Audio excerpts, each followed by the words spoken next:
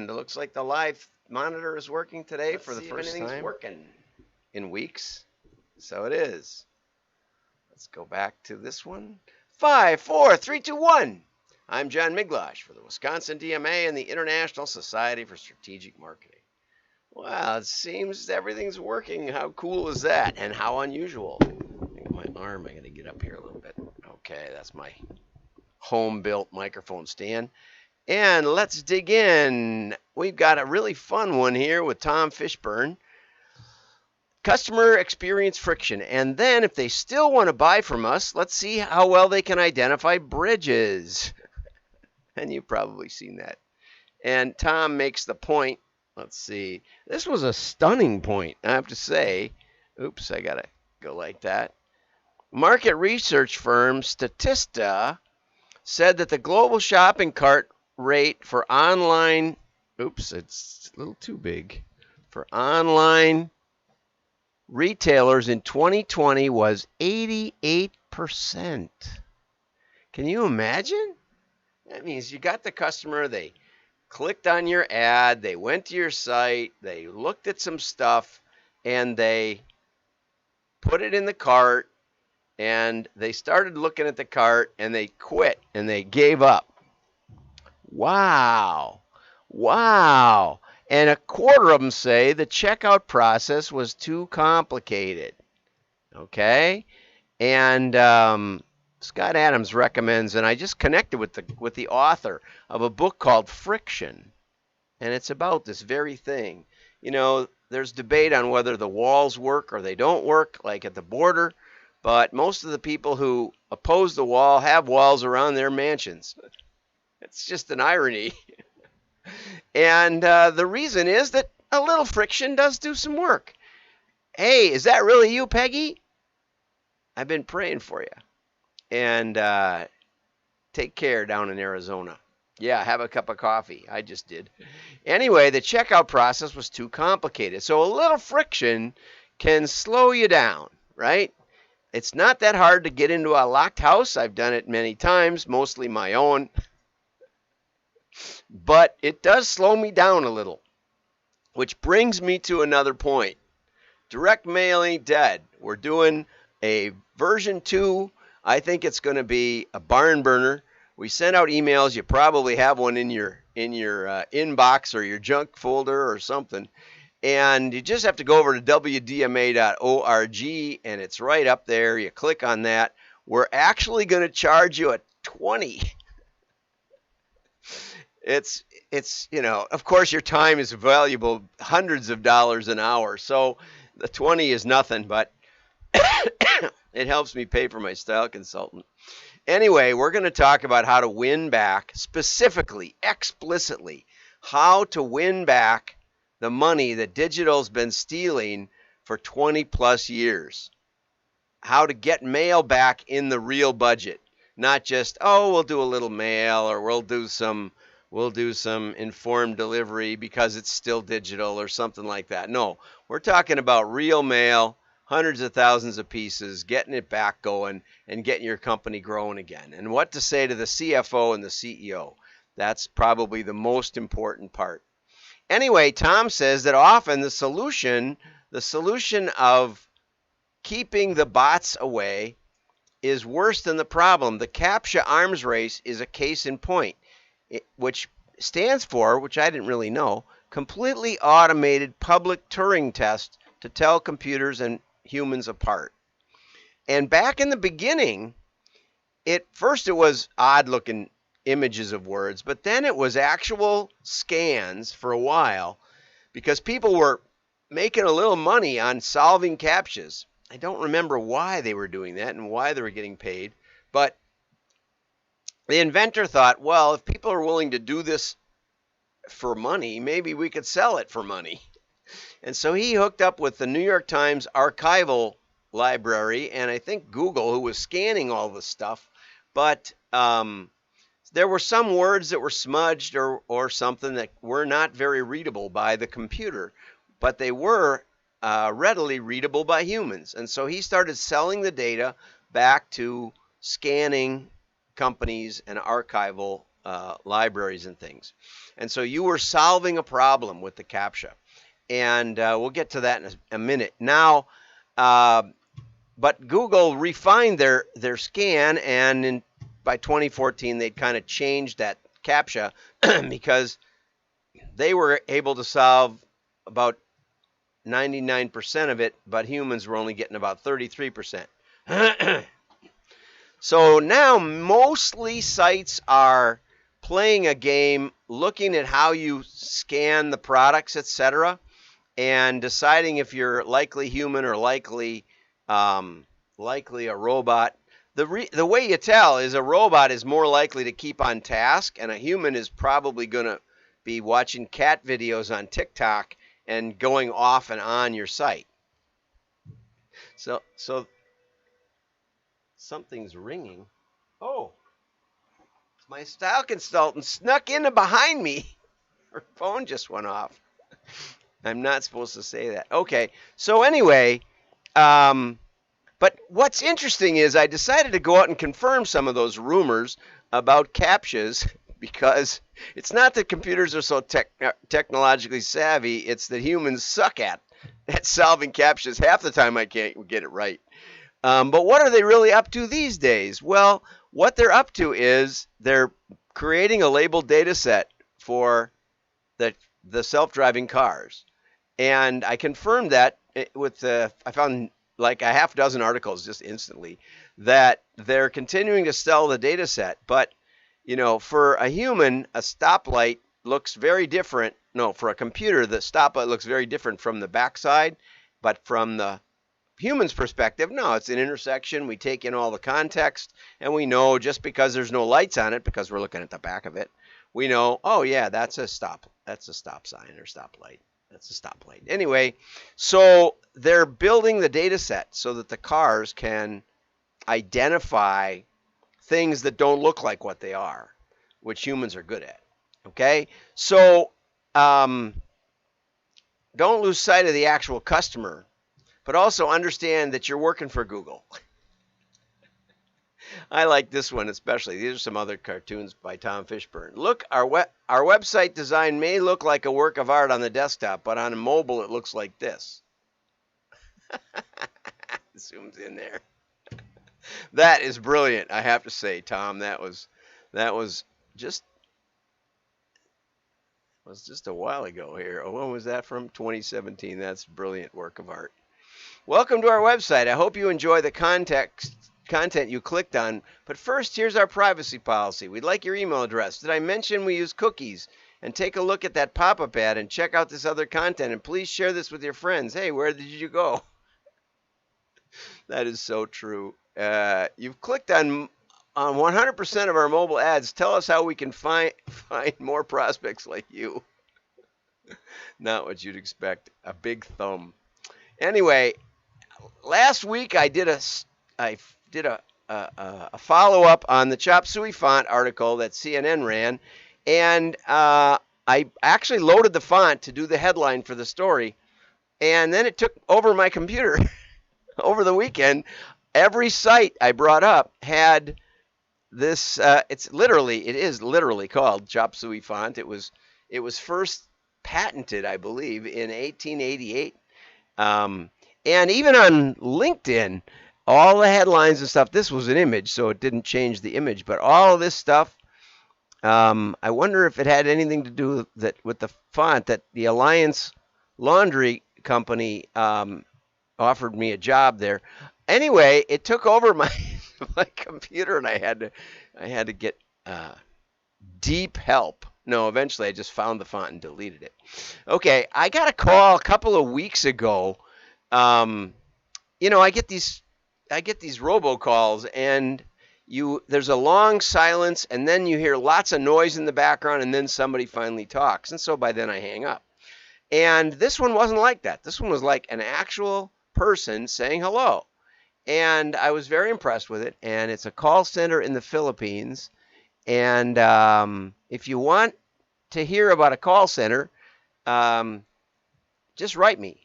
And because I think it's called Ring Circle. is the name of it. But very, very professional. If you're in B2B, it was just a wonderful job. And they sent me a little information, which I PDF'd poorly, but they seem to be legit. And here's the article I really wanted to get to. Direct mail campaigns bombing, could be the phone or website to blame. Could it be? From Heidi Tolliver Walker. Okay, so this is an excellent, excellent article. This is another one of those gems that I stumble across every now and then. They seem to be doing everything right. Maybe it's the website or the call center. And you know, what's funny is that we assume that because we have a website, that everybody wants to order from it, that it's slick as a whistle and it looks really good, and you let your website builders test it. That's not who you should have test it. You should have people like me who think like about a 6-year-old and say, where is the button? Or, you know, I love the one, I called up finally. I called the company. I said, I can't order on your site. I just can't order. And it turned out they were using like a light gray box on a white background. And I just literally couldn't see it. And you had to check some box first to order. I don't remember why. It was some, you know, do you agree to the terms and conditions? And I literally could not find the box. And so your web designers know right where the box is. They don't have any trouble. Click, click, click, click, click, click, click. Don't let the web designers be the final test of whether the website makes sense. So Heidi has a lot of stuff. She talks about the response rate is high, but the conversion rate is low. As I pointed out last week, the only one that really matters is the conversion rate, but I'll usually call that the response rate unless it's a two-step campaign. But I think what the other author and Heidi are doing is differentiating between the click to and the purchase. And, you know, that's like an open rate of envelopes in mail.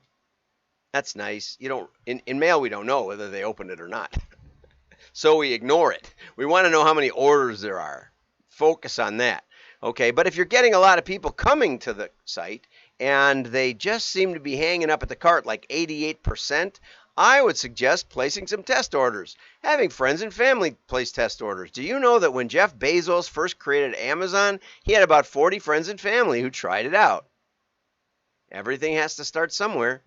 Okay, it could be poor design, confusing navigation. Boy, is that I wish I had a nickel for that. Incorrect messages on the landing page. But here, this is something. This is really interesting. One of her clients, I believe, changed the wording. The link under each product said learn more. Now that sounds very innocuous, right? Learn more. Let me tell you, I never used the term learn more. Why? I think it was maybe Dick Hodgson. Maybe it was Robert. Anyway, I know a lot of copywriters. Bob Bly, maybe. And one of them pointed out that learning is like extrinsic. Here, learn this. Read this manual. Learn it. It's no fun, right? It's not fun. Not usually. We were forced to sit in school with our less than stellar classmates and wait until they could finally pick it up.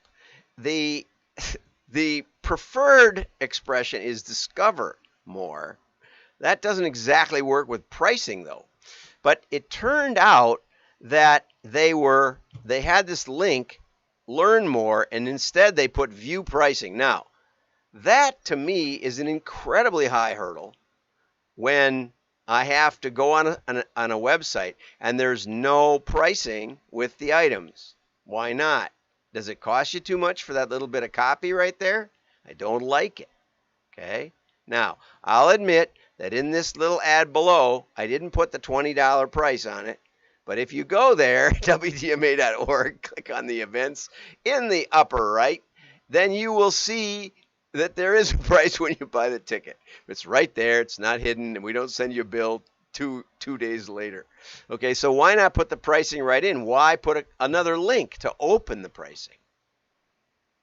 Anyway, but just to show you how important this is, the click-through rate to view pricing went up 150% from 2 to 5, okay?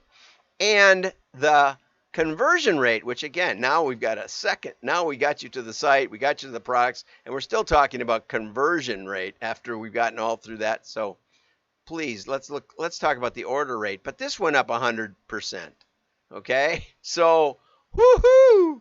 That's like 3 or 4 times better performance right there from changing the words to view, learn more to view pricing. I always love when there's an example, a test.